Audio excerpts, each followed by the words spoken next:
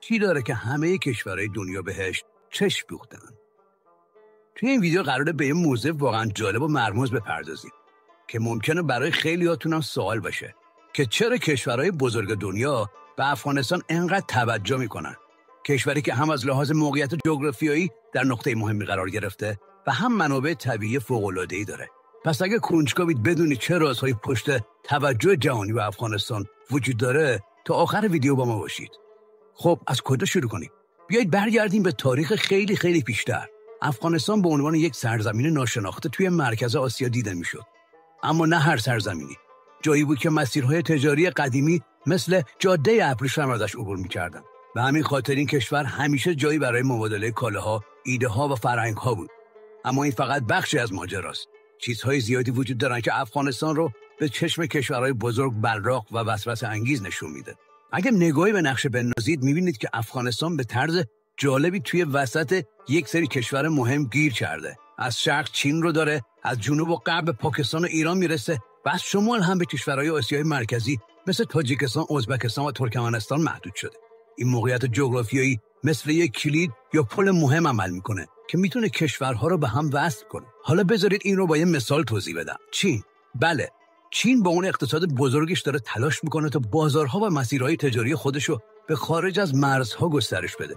پروژه عظیمی به نام یک کمربند یک جاده که شامل ساخت جاده‌ها و راه‌آهن‌ها و زیرساخت‌های دیگه است، بخشی از این برنامه است. یکی از اهداف چین توی این پروژه اینه که بتونه از طریق افغانستان به منابع آسیای میانه و بازارهای جدید دست پیدا کنه. حالا چرا این برای چین انقدر مهمه؟ خب چون چین میخواد توی جنگ اقتصادی و تجاری با آمریکا و کشورهای غربی دست برتر رو داشته باشه. از این رو افغانستان نقش یک مسیر استراتژیک رو بازی میکنه. حالا از نقشه بیایم بیرون و بریم تو دل کوهها و معادن افغانستان.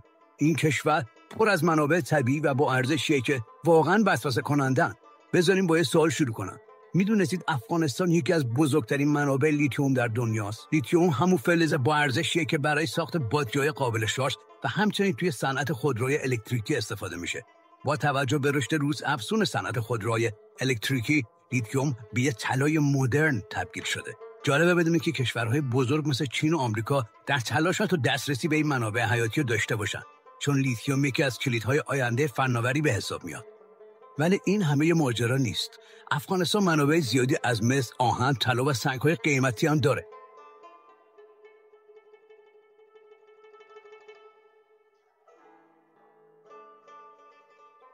با ارزش‌گذاری که سال‌های اخیر روی این منابع شده، ارزش کل معادن افغانستان به 10 میلیارد دلار میرسه. برای کشورهایی که به دنبال تامین مواد اولیه برای صنایع بزرگ خودشون هستن، این منابع خیلی مهم و حیاتی محسوب میشن.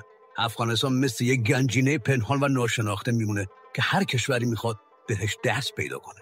بیایید از معادن بگذریم و به پروژه‌های زیرساختی بپردازیم.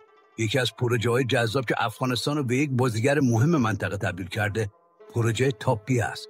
تاپی یک خط لوله گاز بین ترکمنستان، افغانستان، پاکستان و هند هست که گاز طبیعی رو از ترکمنستان به این کشورها انتقال میده. ولی چرا باید افغانستان نقطه عبور این خط لوله باشه؟ چون این مسیر به طور مستقیم افغانستان رو به بازارهای پرمصرف مثل هند و پاکستان وصل میکنه و میتونه یه منبع بزرگ درآمدی براش بشه. به علاوه چنین پروژه‌ای باعث میشن که افغانستان توی مسیرهای تجاری و انرژی منطقه‌ای نقش حیاتی پیدا کنه و از نظر اقتصادی رشد کنه. این خودش دلیل دیگه‌ایه که کشورهای بزرگ به افغانستان توجه ویژه دارن. خب حالا بریم سراغ رقابت‌های ژئوپلیتیکی. ممکنه براتون سوال بشه که چرا آمریکا و چین انقدر به افغانستان اهمیت میدن. بیاین بریم سر اصل مطلب. این کشور یه نقطه حساس توی رقابت بین آمریکا و چین هست. آمریکا چند دهه است که سعی کرده نفوذ خودش رو توی این منطقه حفظ کنه. به خاطر همین هم حضور نظامی طولانی مدتی توی افغانستان داشت. از اون طرف چین هم به دنبال نفوذ اقتصادی و حتی سیاسی توی افغانستانه و سعی میکنه با سرمایه‌گذاری‌های سنگین به نوعی جای خالی آمریکا رو پر کنه. این رقابت‌ها اهمیت افغانستان رو برای هر دو طرف دوچندان میکنه. آمریکا نمیخواد که افغانستان به یه پایگاه نفوذ اقتصادی چین تبدیل بشه، چون این میتونه توازن قدرت توی منطقه رو به نفع چین تغییر بده. از طرف دیگه چین با سرعت داره سرمایه‌گذاری میکنه و تلاش داره راههای تجاری و اقتصادی خودش رو از طریق افغانستان به آسیا و خاورمیانه وصل کنه. یکی دیگه از عوامل جذاب برای کشورهای بزرگ فرصت‌های اقتصادی توی افغانستانه. با وجود تمام مشکلات و چالش‌ها، افغانستان پتانسیل زیادی برای رشد اقتصادی داره. وجود منابع طبیعی، نیروی کار جوان و یک بازار نوظهور که هنوز به طور کامل توسعه پیدا نکرده، این کشور رو برای سرمایه‌گذاری به یک مقصد جذاب تبدیل کرده. چین، هند و حتی کشورهای غربی به افغانستان به عنوان یک بازار جدید نگاه میکنن که میتونه به تجارت و صنعتشون کمک کنه. و در نهایت نباید از فرهنگ غنی و تاریخ افغانستان غافل شد. این کشور دوره تمدن‌ها و آثار تاریخی ارزشمندیه که نه تنها برای علاقه‌مندان به تاریخ بلکه برای کشورها هم جالبه. قدرت‌های بزرگ به این فکر می‌کنن که با حمایت از پروژه‌های فرهنگی بتونن حضور خودشون رو توی این کشور تقویت کنن و یه نوع قدرت نرم فرهنگی توی افغانستان ایجاد کنن. به همین دلیل توجه به فرهنگ و تمدن افغانستان برای کشورهای بزرگ اهمیت زیادی داره. افغانستان با تمام این ظرفیت‌ها اما با چالش‌های زیادی هم مواجهه، چالش‌های سیاسی، امنیتی و اقتصادی که باعث میشن راه توسعه و پیشرفت براش سخت و ناهموار بشه. کشورهای بزرگ به افغانستان چشم دارن، ولی همزمان افغانستان باید بتونه چالش‌هایی رو پشت سر بذاره و از این توجه جهانی به نفع مردمش استفاده کنه. آینده افغانستان بستگی داره به اینکه چطور موقعیتش در برابر این قدرت‌ها بهره ببره و با همسایگان و قدرت‌های جهانی همکاری مناسبی برقرار کنه. به طور کلی فهمیدیم که چرا کشورهای بزرگ به افغانستان توجه ویژه‌ای دارن. به خاطر منابع، موقعیت استراتژیک و فرصت‌های اقتصادیش. اما آیا این توجه جهانی به نفع مردم افغانستان تموم میشه یا باعث چالش‌های بیشتری میشه؟